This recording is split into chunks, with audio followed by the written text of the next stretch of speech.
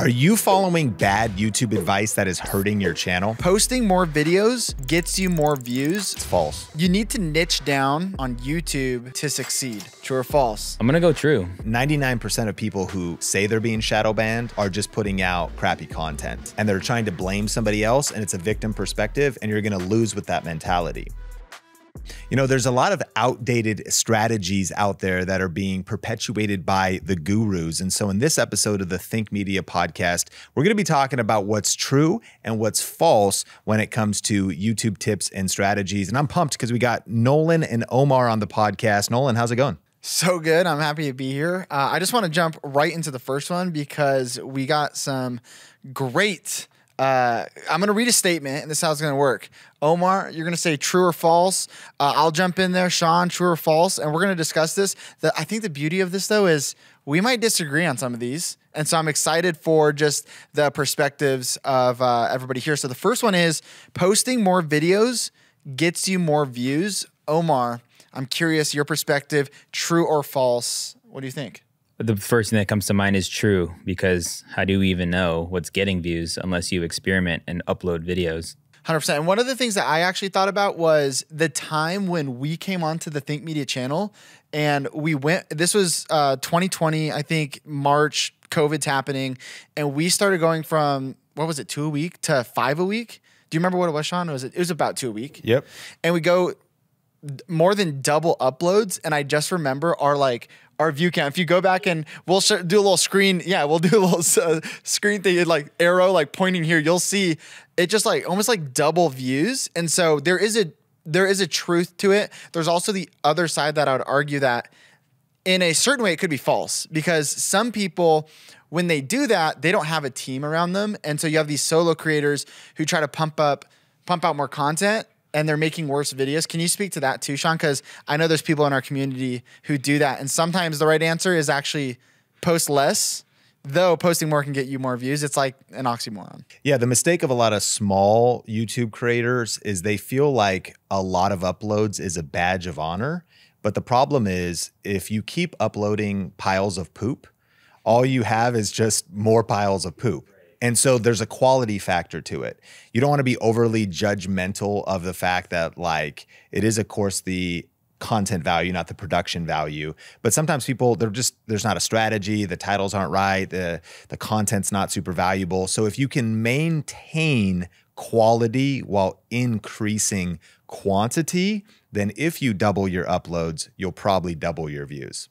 That's so good. The next one is interesting because I hear both of this so much, but here's the statement, and I want to know true or false, Sean. Search content is outdated. People, YouTubers, should only focus on browse and suggest that. This is kind of a new trend, especially with like Mr. Beast, Eric. These guys are making ultra viral videos. And so people look to these guys and they're like, dude, like I should be doing what they're doing. Search content, like no one's searching for these videos that Mr. Beast is making. And so I get where they're coming from, but do you think this is actually true or false? I think it's false. I think I understand where people are coming from, because what happens is people mix YouTube topics and strategies. I mean, there's entertainment and there's education. And we speak to so many educators that are tapping into the power of search-based content. And there's massive opportunity there. It's 100% still a search engine. A lot of critics also compare the education channels to the entertainment channels, and they go, oh, if they don't get 1 million views, they're not valuable. And we work with so many business owners and stuff that have $1, $5, $10 million a year, a month businesses with small traffic. It's really kind of about the business model. It's about the strategy. But I even heard, I mean, there's some notable social media voices. Gary Vaynerchuk was talking about how YouTube Shorts, from a search standpoint, is a huge opportunity if you were doing like a niche wine show. Our friends at vidIQ were building a video editing PC or a gaming PC, and every piece they were searching for the gaming PC was a ranked short based on search, because if you can answer the question in less than 60 seconds, it may not be going viral, but it's going to get that slow and steady wins type of traffic. And so it's not really either or, it's and both in this case.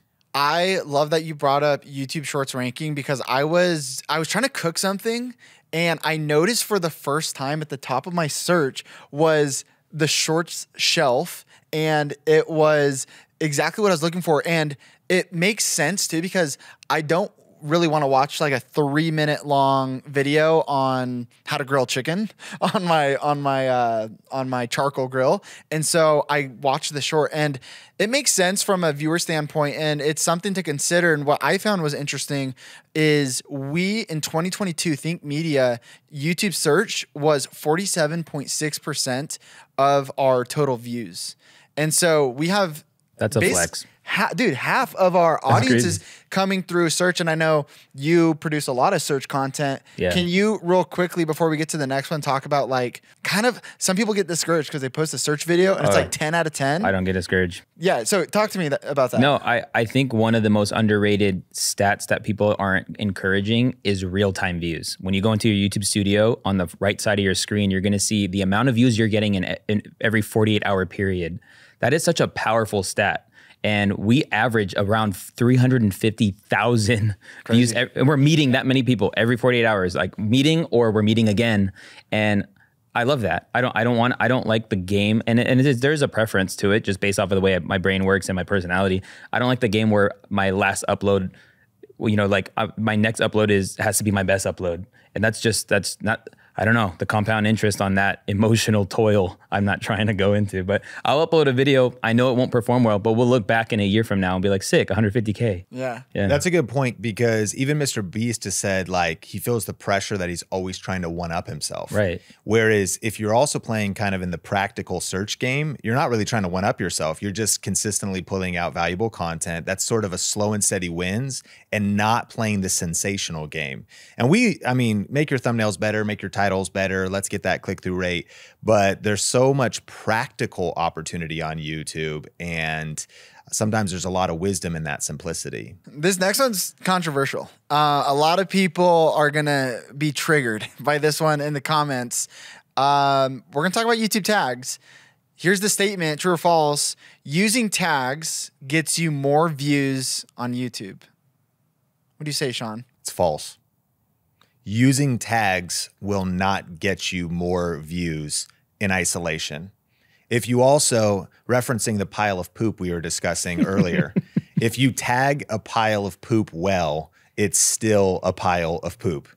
And so tags should be affirmation that you made a good video and you did great research. And what's funny is me saying that tags actually getting you views is false. I still see the value in tags, because if you do your research properly, you're looking for long tail keyword video topics, and you also are adding the right tags. It's metadata as well as description and title. And you use a tool like vidIQ, it tells you like this video is ranking for these different tags. It's not that the tags influence the video in any way. It's simply that your process is verified and aligned by the tags you finally add to the video. So let me ask you this though, on tags, because people who maybe are just getting started on YouTube or doing it for a while, haven't found success, they hear that, you know, a lot of people are saying just like tags are worthless. And what you're saying is adding tags isn't going to help you get views. There's way more important things you need to do. But should the person who's starting out, they're making content, should they leave the tags blank, or can it actually, because you're talking about metadata, does it actually help them rank in search? Is it one of those kind of factors, like maybe it doesn't? What are your thoughts on that? Should they add in tags? I would say that you should do everything YouTube gives you the opportunity to do. And you should use a tool like vidIQ, because if you use it properly, you can add tags in about 30 seconds or less, and it's really quick and easy. But in terms of influence, your title is going to carry a lot more weight than tags. And if something's search-based, the words used in the title that still appeal to humans but also are very clickable, that would be the greatest weight. Then your description would carry more weight than tags, because that's a little blog post. There may be some influence metadata-wise there. What you say in your video itself and the caption file, even if you don't do the caption file, and the content itself would be the next thing to optimize. So tags is just at the bottom of the list. And I think it's like about a 1% influence. This is from the mouth of YouTube. They said that tags also help with spelling errors, that one of the things that you can add in your tags is alternative versions of maybe the topic that you're going after to kind of flush out those details. And so, yeah, I think they're worth doing. And I think that I would recommend a new creator or a small channel understand the reasoning behind using tags, because when you develop that discipline, you're going to be a better content creator overall. You're going to be thinking about, how do I structure my video, come up with a great topic, title it well, build a good script for it or a good outline for it, and just align all of those details. That's what we talk about in our Video Ranking Academy program, is literally just understanding like blank page to published video.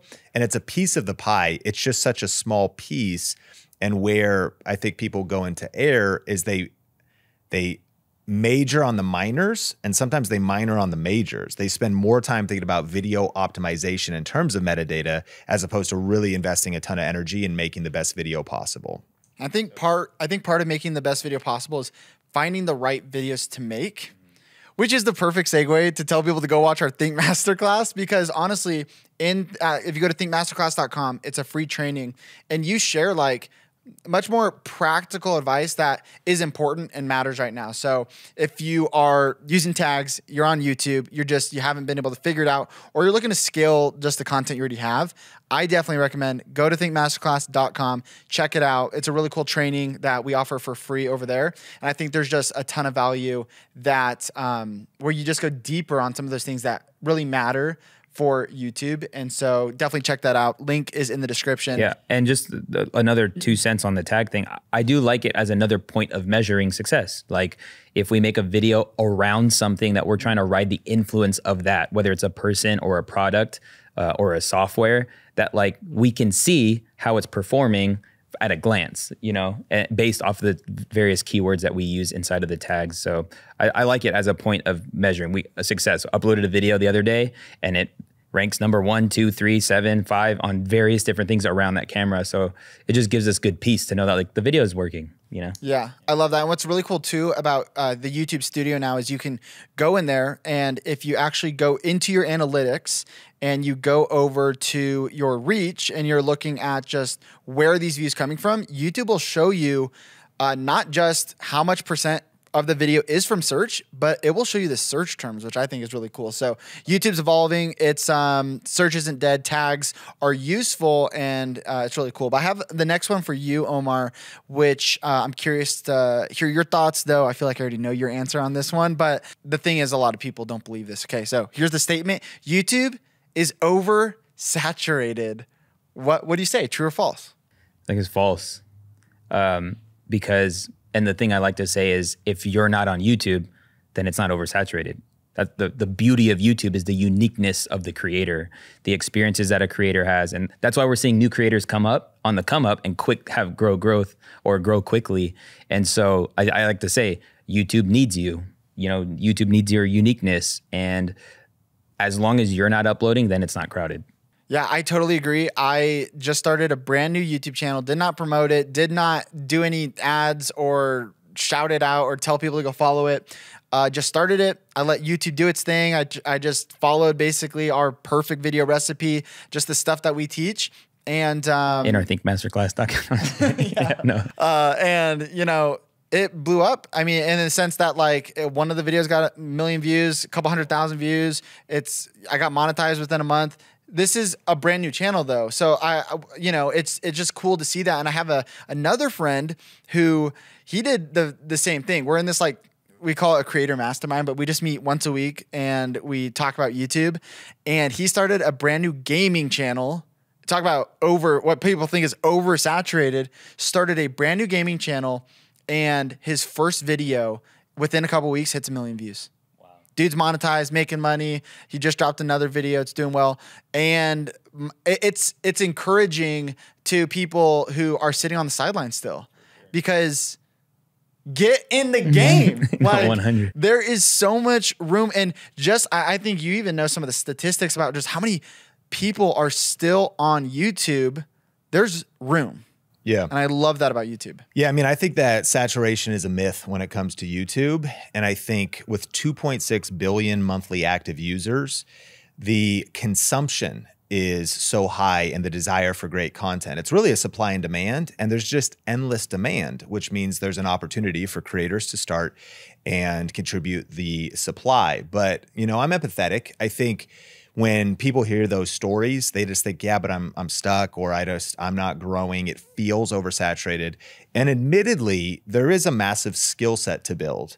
Like I kind of feel like maybe here at Think Media, after, you know, being pulled out of the Matrix and then like pulled into the dojo to like learn how to fight from Morpheus. And then eventually we finally like wake up and we have kind of a revelation. We're like, oh, and now we can like see the Matrix. Like, and so we're dodging bullets and it's bullet time and there's, you know, and like all of a sudden, and that's, you started a brand new channel, but you're Nolan Molt after years of testing and experimenting and some failures and training at Think Media and building out your own stuff and trying a bunch of things. Omar has put out some videos, reviews his video game tape, just like Kobe would always do. After he won a game or lost a game, he would review the game tape and think about how he could get better on the next upload. So if you have the right skills, if you can kind of identify trends, psychology, gaps in the market, no, there's unlimited opportunity on YouTube. But if you're just doing the same thing everybody else is doing, if you're just kind of playing by yesterday's rules, if you're unwilling to learn, if you're unwilling to grow, if you're unwilling to adapt and pivot, then it can feel very saturated. I think the one other thing to consider though is YouTube can actually never be saturated because every single day new things happen. And a lot of creators are lazy. Even a lot of successful creators, they get comfortable and they get complacent. So there's always new things to talk about. There's new products to review. There's new news events happening. There's new movies coming out. There's new TV shows coming out. You know, the Lord of the Rings, Rings of Power was purchased, the IP by Amazon. They make a new show. Lord of the Rings is a big brand, but didn't have anything major happening. The movies were done, the Hobbit movies were done, and then all of a sudden, boom, there's a whole revitalization of people interested in it, thinking about the lore, the books, the board games, the cards, the show. And so 10, 20, 30, 50 Lord of the Rings channels can spawn off of things happening in culture, and new things will always be happening in culture. So if you're following culture and trends and connecting that to your passion, then again, there's something that's going to happen in the next month that we don't even know is going to happen right now. How many people have made videos about Chat GPT? All I see now is actually videos about like AI, right, Chat GPT, but it's actually a whole new opportunity and a whole new set of videos to make about how to do it, what to do, the cool things, gimmicks, how to start side hustles, how to use it for YouTube, how to use it for business, how to use it for fitness, how to use it. So there's new things happening. And because there's always new things happening, the new can never be saturated because it just started today and tomorrow isn't even here yet. So if you position yourself and you're nimble, then saturation is a myth. New days bring new distinctions. Gotta preach. All right, go ahead. There we go. I feel like this is a good next one to go into it. You need to niche down as a beginner on YouTube to succeed. True or false? I'm gonna go true. I think you only help YouTube by YouTube knowing what your channel is about. And by niche, I think that's where like the gray area is, because your niche could be living in New York and you can go to coffee shops and go to restaurants and vlog, and that could be your niche. So you don't have to like minimize what your idea of a niche is, but YouTube essentially should know what your channel is about, and you help them by posting consistent videos around a specific or gray niche, I guess you could say. Yeah, I think it's true and false and in between. So as far as narrowing down my answer and clarity goes, but I mean, I think that there's examples of different creators that sometimes they do start and they experiment because they're so small. Yeah. You could post, 50 videos, none of them break out, and you're trying different things, and then one breaks out. But then what you do is you begin to focus over time. Like your channel begins to take on a life of its own, and you follow the clues of success. You follow the breadcrumbs of the videos that are performing well. But I think if you continue to post random content over time, then you'll never actually build a significant brand. But if you're just starting, experimenting, I think could be okay. My favorite word this year, more than niche, is simply the word focus. Like, what's the focus of the channel? Because for some people, when they think niche down, they're like, It can't even be a beauty channel. It has to only be nails. It can't even just be nails. It has to be nail art that has a cosplay angle and is only World of Warcraft nails, because I really want to stand out and be a specific niche. You're like, dude, that's too specific. That's like that's not that. So what's the focus though? Like, what is the focus of your YouTube channel? Focus. And I think that focus is power. The last thing is sort of like, what are you building? So again, you might be experimenting at the start, trying different things. But I think about like going to a restaurant. Like when you want to go to a restaurant, you actually set out with a specific intent and focus. You're like, I want to go get sushi tonight. So if you take your partner, you go get sushi, and that's what you expect. That's what they become known for. And if you want to go somewhere else, you go somewhere else. So on YouTube, it's like, do you want to watch comedy, or do you want to learn something, or do you want, but imagine if you sat down at sushi, been going there for 8 weeks, and the server comes over to you and just, you know, you put in your order, but and then he decides to bring out chips, salsa, a burrito. Like, you might love Mexican food as well, but you're like, what's happening here? Like, that's not what I'm here for. Like, what, this is not the focus of your, they're like, I just feel like doing something different. I just feel like being creative. There's too many creators that actually do that though. Right. They're just like, oh, my mood changed. And you're like, yeah, but you started a sushi restaurant. So there's the practicality of staying focused, maybe launching another restaurant, because here in Vegas, there's people who like, they launched a really cool fusion spot. Now they want to launch someplace else. Great. But what's the focus? And if you really want to build a big brand, I think that's the thing. And even just a successful brand, you want to be known for something. You want to be known for one thing. And it may kind of be a mood. It may be New York. It may be modern, kind of a hip hop culture perspective, which could cover a lot of variety within it. It may be like entrepreneurship, Tim Ferriss kind of biohacking, which again, you may talk about investing, you may talk about biohacking, but like there's a focus there. There's a particular thing that's there. If it's random, if your YouTube channel is random over the long haul, you're going to get random results, and you probably won't have long-term traction, and you certainly won't build a legacy. This video is brought to you by StreamYard. StreamYard is our go-to platform for streaming to YouTube and Facebook, with an incredibly easy-to-use interface for built-in branding, transitions, text lower thirds, and seamlessly bringing on guests. It really is one of the best options when it comes to live streaming. And what's so cool is they've implemented a brand new feature called local recording. Take control of your audio and video with local recordings by separating out your audio and video from your guests. This feature gives you the control over your content for later use, making it perfect for podcasts and video creators. Just go to streamwiththink.com to get started now. To just carry on with that restaurant analogy, I really like that, because one of the things that I am often telling people is to think about, why is someone watching your content? And it takes a lot of self-awareness, because just to, you go to, a taco shop, right? And maybe the person of the YouTube channel here is the restaurant owner, the cook, right? So, and they're like, well, they're coming to my restaurant because they just want a good experience with food. And so then they bring out cheeseburgers and they're all confused. It's like, well, that's not actually why they're coming here. They're actually coming here because they love your tacos. Right. And so it's like, is someone coming to your channel because you make funny videos? Maybe, but they actually might be coming to your channel because of your funny videos on sports or something. So it's like being self-aware and experiment, right? And then you can see that video, didn't resonate with my audience. And so maybe sometimes it's a new channel. Maybe it's like, let's stick in this lane. And that can really help people, I think, just go further faster. And the next statement here is, if you don't get traction after 30 videos, you should pivot your niche. This is advice that I've heard, but generally, I know there's a lot of deep diving you need. Is this true or false? Like, at what point should the person pivot?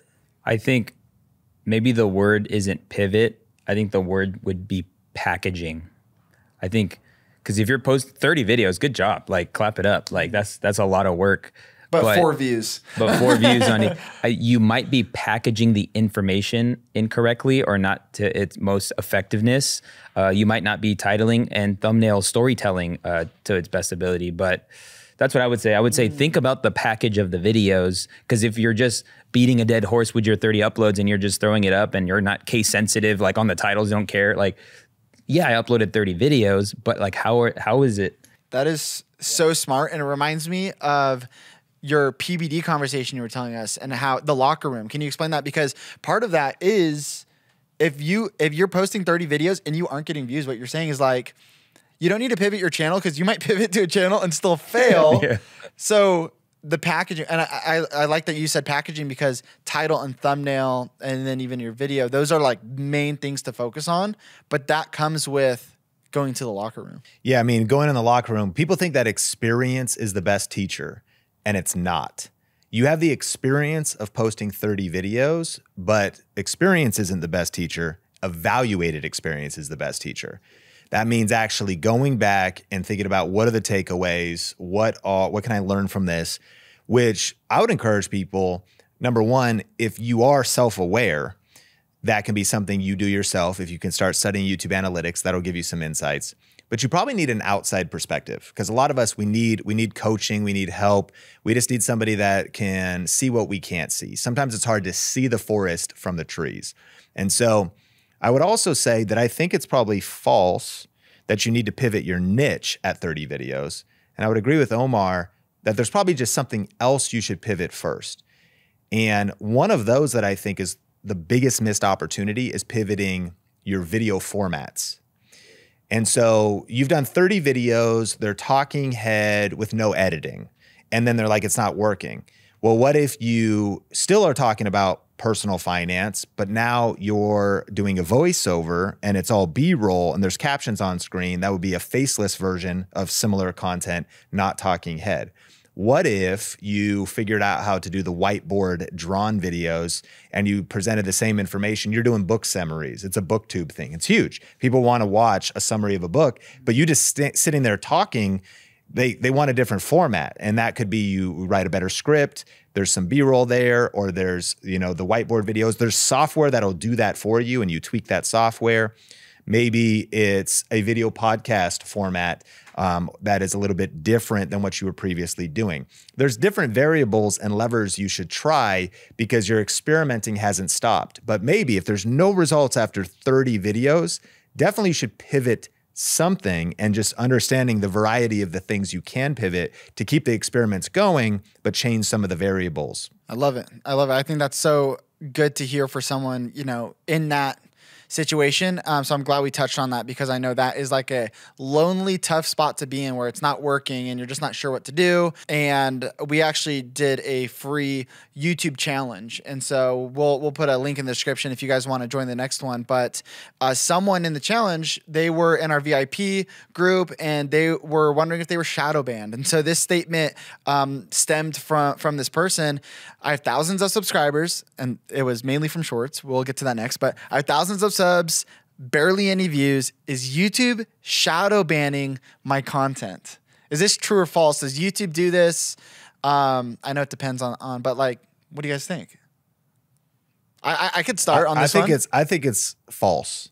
I think it's false, but I also think the extreme is true. Yeah. I do think sometimes YouTube just chooses a creator and just gasses their content. Well, I've seen that, but 100. Why do you think is that happening? I don't, and that's where like I call it the unicorn effect. Like you kind of can't put your finger on it quite necessarily. Like I was talking about a comedian, a new comedian, a young Mexican dude that's just been showing up like crazy on my TV, YouTube shorts, on my, and I've been watching him on Instagram. I don't know. I'm like, the algorithm on the internet feel like it caught this guy. You know, he's only got a couple stand-ups but at the same time, he's not like trying to like break, he's just being him doing his thing and it just, the time and then boom, but I don't think YouTube is like, and I know there might even be some people in our community that are offended by that because they'd say, of course they shadow ban. Well, here's what I mean. Number one is I think that 99% of people who say they're being shadow banned are just putting out crappy content and they're trying to blame somebody else and it's a victim perspective and you're going to lose with that mentality.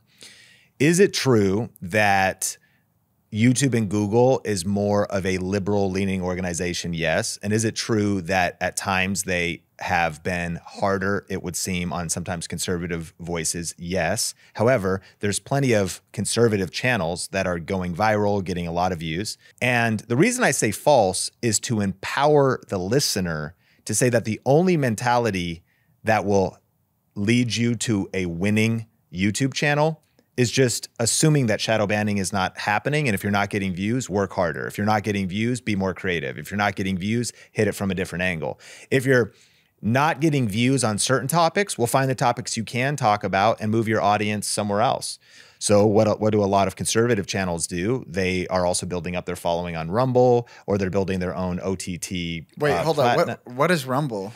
I don't know what this is. Rumble's a video sharing platform, kind of favoring conservative voices because they're not going to be as, and anybody could post there, but a lot of people diversify their audience over there, or it's a play. I mean, Andrew Tate went over to Rumble.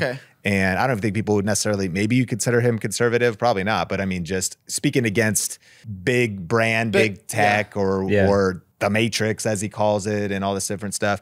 Punchline is, again, I think you have to be savvy. You have to be shrewd. But 99% of people that think they're getting shadow banned, I would say YouTube doesn't even know you exist, actually. You're not getting shadow banned. You just need to improve your content.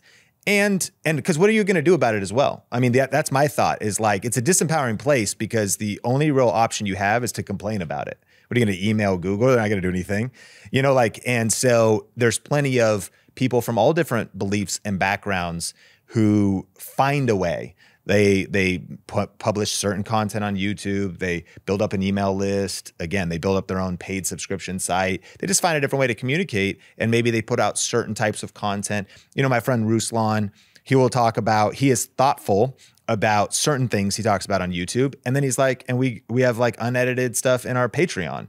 So YouTube is still the play. YouTube is the #1 video platform. Some people may want to diversify, but I would never leave YouTube. You just may be thoughtful about your approach.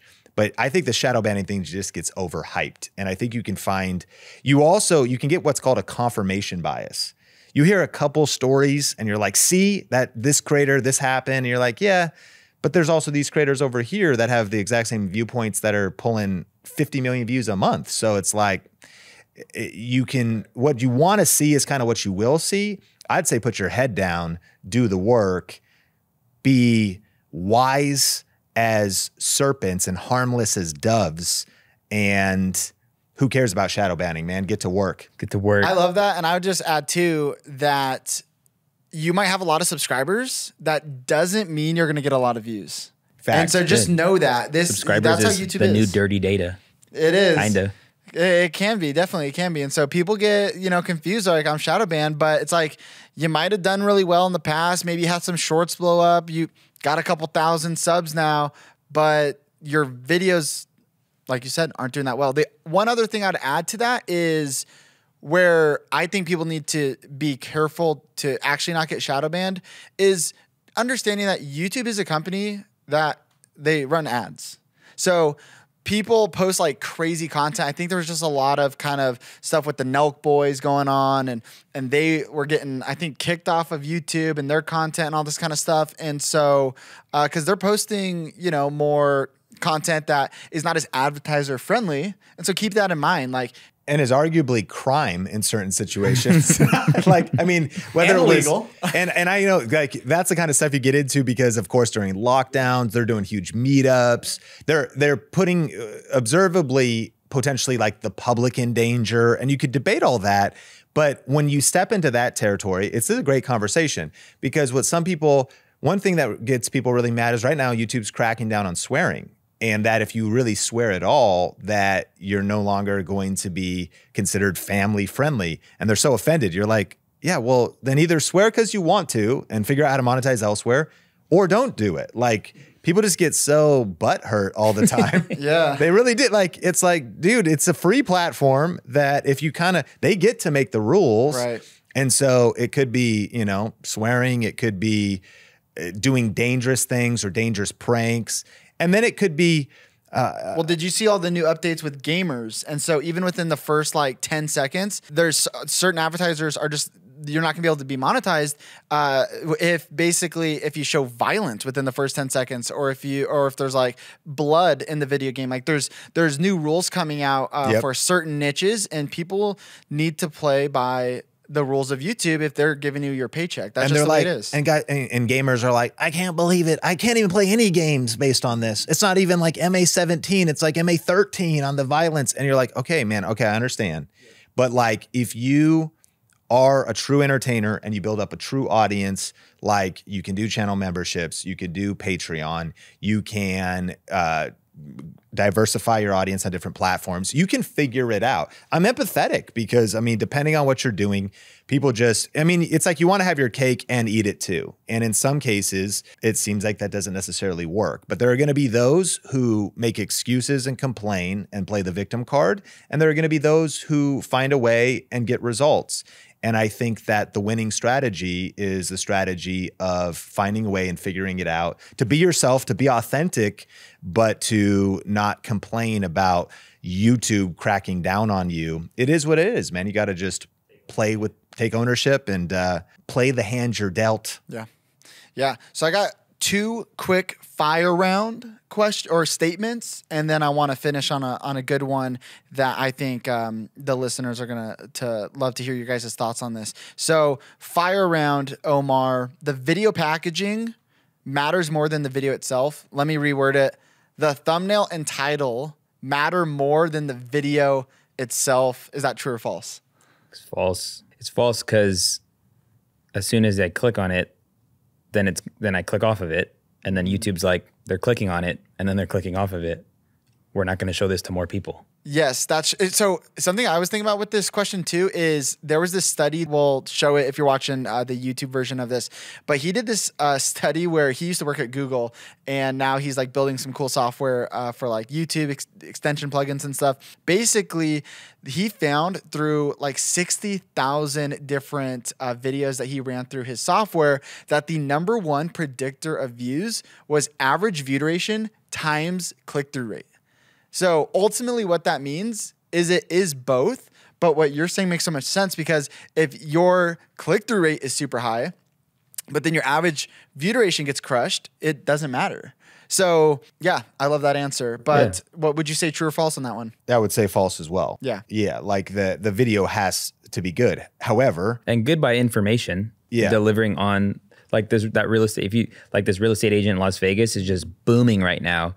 And his thumbnails are like, they're simple, kind of random, but they're simple, like burning house behind him. He's doing Loom video, just looking at articles and uploading his Loom video. But the information, it's the potency of the content, you know, it delivers. And so. Yeah, we actually posted a video on Think Media. I don't know if Sean knows this, so we might get in trouble here a little bit, but we posted a video on Think Media accidentally without a thumbnail, and it performed 1 out of 10. And Kyle, do you remember how long it was without a thumbnail? I caught it like 3 hours after. It was 3 hours? So, and it was 1 out of 10. One, there's some branding there. People know Think Media, and so they clicked on it, and then like they were just hooked in, and so it's kind of funny. There's the point. Exactly. Okay. One last fire round. To be a YouTuber, you need to be an extrovert. Totally false. Yeah. What's interesting, actually, you know, we've all now connected. We go to Vid Summit and different events and Grow Video Live, and we've connected with so many creators. And one of the themes you'll see is, first of all, successful YouTube creators are all different ages, all different personalities, all different backgrounds. But a large majority of successful YouTube creators are introverts, because the wiring of an introvert is what you're doing is you're sitting in a bedroom, a home office alone, talking to a camera, not even a person, and staring at a glass lens to make eye contact.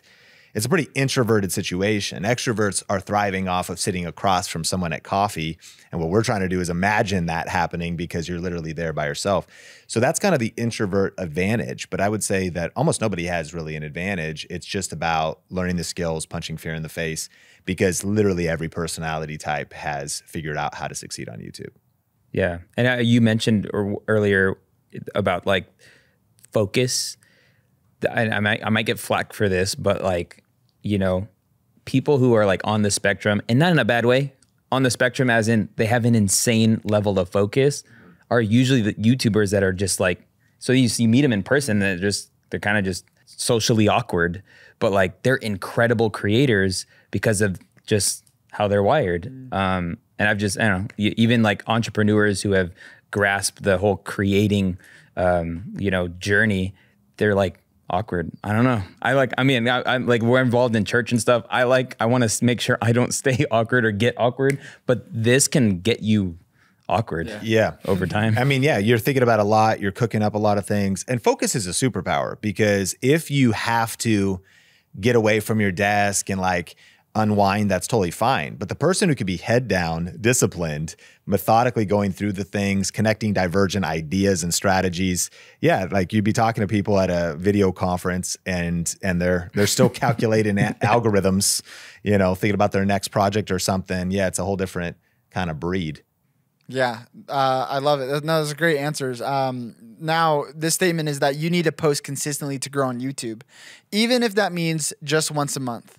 So the priority here is like, do you really need to be consistent with the Tuesday, with the first weekend of the month? Yeah, today, you know, maybe this has changed over time, but today, is that true? It is true.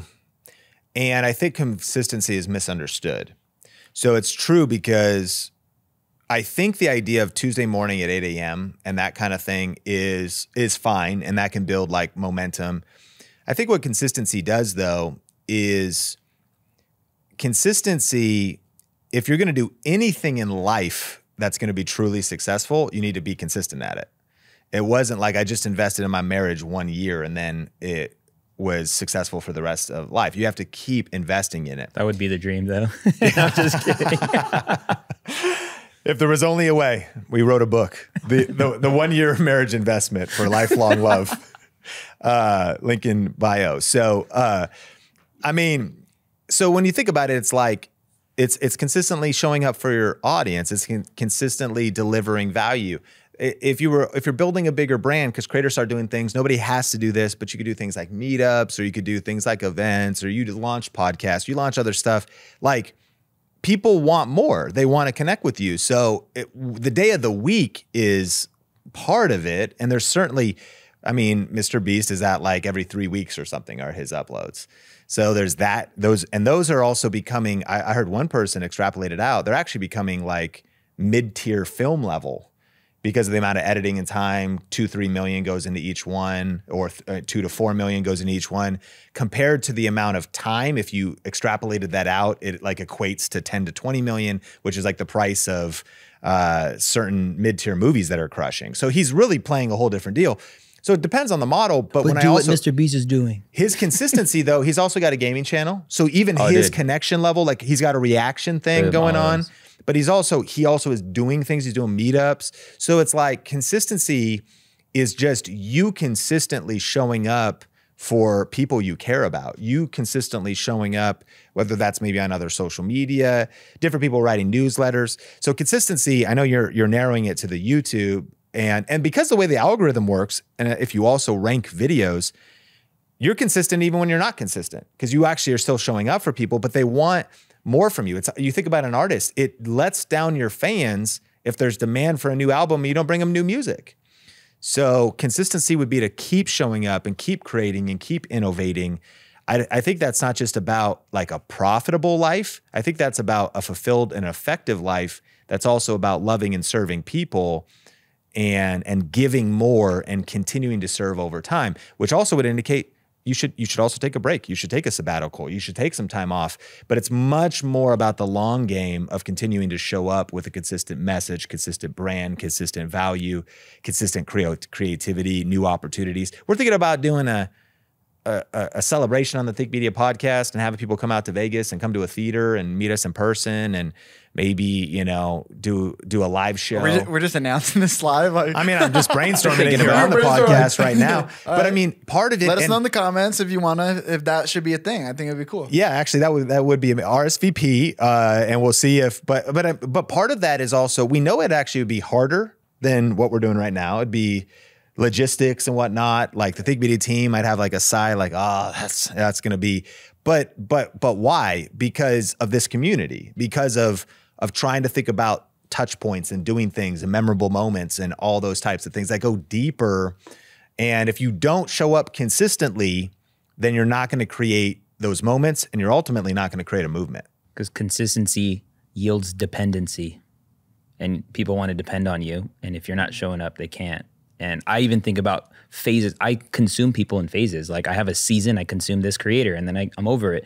They're still going though, and they're still meeting new people. But then I find a new thing, and that's probably, you know, if you're listening to this or watching this, you're gonna find us for a season, and when you're done, thank you so much for being with us for a season. We're gonna keep going, and we're gonna keep posting valuable content because there's more people to meet. Or when you want to come back, we'll be here. You know, there's just something about being dependable as a creator. Dependable. Sheesh. Yo, that's it for the podcast episode. Click on the screen. Watch another one. I think you're going to love this episode. I don't even know what it is, but click on it. Watch it.